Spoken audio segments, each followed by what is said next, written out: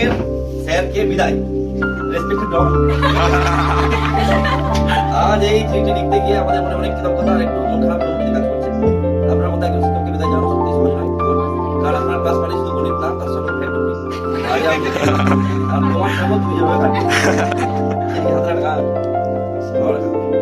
বলে মজা ছিল অঙ্ক শেখানো। গণিতের সঙ্গে সঙ্গে আপনি আমাদের শিখিয়ে দেন ভুল থেকে শেখা, হাল না ছাড়া আর পড়াশোনাটা কি হালকা হবে।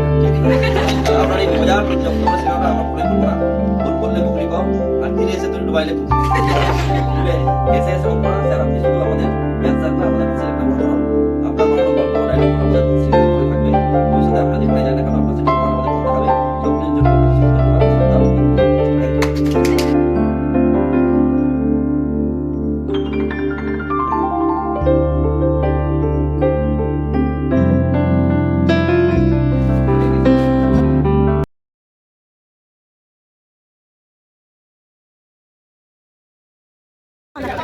Come on.